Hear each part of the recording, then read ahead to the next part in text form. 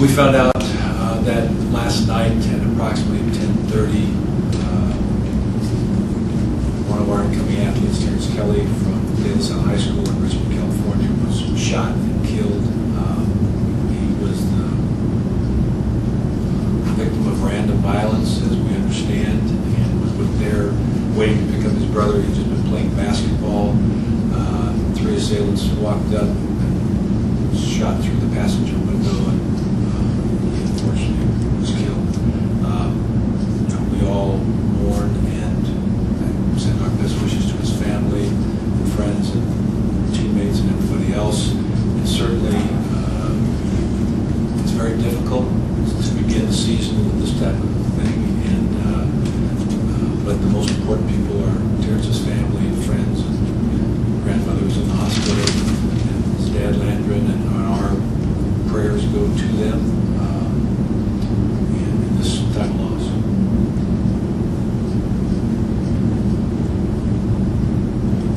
What type of setback will this have now for you this season?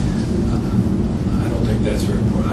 I think the difficult thing certainly is going forward with that type of loss as a team and as a family. I think the one thing that I look at it is saying that life is very precious and you never know when it might not be here. So it's an added reminder to everybody involved in our program to live life to the fullest and take advantage of the opportunities that you get. And I'm sure that there will be greater resolve now in terms of wanting to accomplish something instead of with the opportunity that Terrance's team, but for him and his memory. Do you anticipate the other 3 De La Salle kids will still be here when it's later? Well, obviously we'll wait to find out when the family is planning services. I'm sure that his three teammates will be there, as probably the coach Aliotti recruited them, is very close to all the families. It's just needs to happen, and certainly we'll make do and we'll catch them up. And it's a very difficult time. Those 4 young men were virtually inseparable. We talked a lot about why they chose to come to Oregon, and all their friendship was very, very strong. And it's going to be difficult for them, and for all of us. And Terrance made some friends. He was up here for 3 or 4 weeks of summer working out with our teammates, and they got to know him, and he has friends in the community. So, just to me, it's so senseless and tragic. I don't, it's hard to explain the whys of it. It's just, you got to move on, and I think that these teammates will have a mission. We'll play a little bit harder. Obviously, we want to respect what people have done. I think you probably know guys, but when you talk just a little bit about Terrance. Well, he was just a sweetheart kid. He really was. He was a great young man that had some special goals and aspirations to come up here and be a fantastic linebacker and a student here at the University of Oregon. He and his family were very proud of the opportunity. I think they were Terrance was looking for great things to happen for him here at Oregon. Mike, I'm so sorry. When did you get word about this? I got a call last night about this morning at 2:20 a.m. from one of my assistant coaches. He received a call from an acquaintance, Terrance's or from the family. I'm not sure exactly what. Just telling me that he had been shot, and they had been trying to get a hold of Nick and had not been able to. We talked this morning, and we both talked to Landron, Terrance's father. His grandmother's in the hospital. She had a breakdown when this occurred. And I found out some more of the details. A mother, Carol G. and Geary, who is Charles Fadroth's mother, called me this morning with some more details about it. It's all over the news in the Bay Area. And, that was basically what we found out. It must be terribly personally and also for the team? Well, it's just terrible anytime. Burying a child is probably the worst thing you could ever do, and I just feel like Terrance had great goals. He was a great. What he accomplished in high school was tremendous, but what he and his teammates wanted to accomplish at the next level, they were excited about the opportunities. And for him not to get that opportunity is more for his family and for him personally. We'll go on. I hope, as I've said, that there's a resolve from this group of kids and those that have met and know Terrance and those that have played with him, and that we can learn something from him. I don't know what that lesson is right now. It's just he was unfortunately just in the wrong place at the wrong time and was an innocent victim of violence, and it's a shame that it happens. I'm sorry for asking repeated questions. Will there be some effort to tell the team, to gather them, how will they be notified? A lot of our team now is home, actually, in preparation for reporting on Tuesday. I'm sure they'll read about it. We will talk about it once we reconvene. We're not sure what the services will be. I think that those that are here now, we'll talk with them and try to make some announcements, put up some information. And, it's difficult. This is a Friday, and many of the team has just finished with all their finals and/or courses. They're getting out of Eugene for the weekend, or have already gone home to spend time with their family before they come back to camp.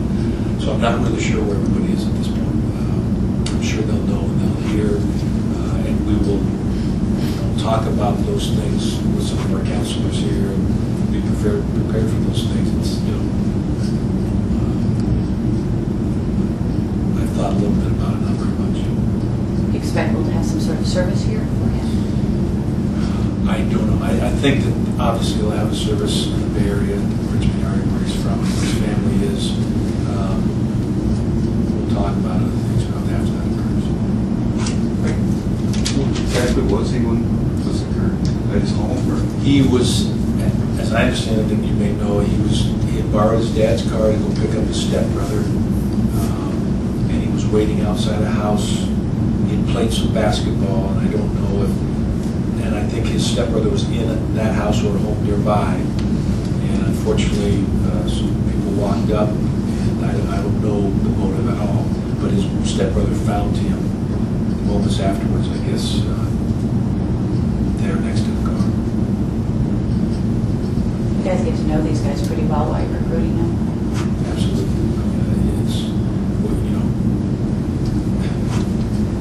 they become family, and we know their parents, and Nick, obviously did a great job recruiting that group of kids, and that group of kids was so tight and so together, and that was one reason they all chose Oregon. They felt they saw the same family environment here that they had in the South.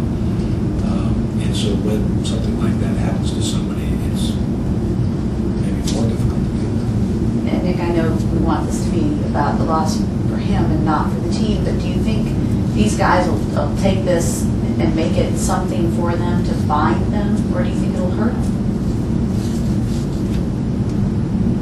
I think that Mike and our staff, I'm bragging a little bit, we do a great job of creating a family atmosphere, and it's not just lip service that we pay to that issue, and I think that's what's made us be a great team. So in answering your question, I think it'll hurt deeply. It does right now. I believe that we'll bond together and give our best effort. I really do. I think that our team is a family, and unfortunately, for lack of a better word at this time, we have to move on. We'll have to move on. But right now, I'm just thinking about Terrance's family and those kids from De La Salle, to be quite honest with you, because I know that they're going through a tough time.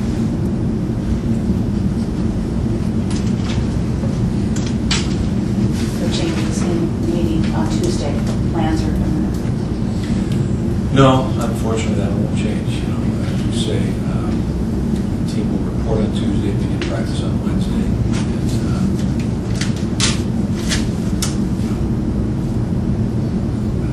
As difficult as that seems to be right now, I feel like at the time, I think we'll do that now.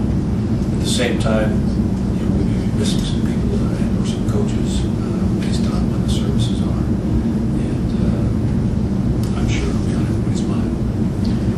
Real quickly, if there's anything else for Coach Bellotti, he has a prior commitment that he has to depart for. So, and Coach Aliotti can stick around for a couple more minutes, but fine. Call me, I'll call you. Is there anything else for Coach Aliotti at all? Where do you think Kelly would have? I really think that Terrance was going to compete for starting position this year, Bob, and give us some depth, if not a starter at linebacker, because of his athleticism and his love for the game. I think he would have played quite a bit for us, and for sure would have been on most, if not all, the special teams.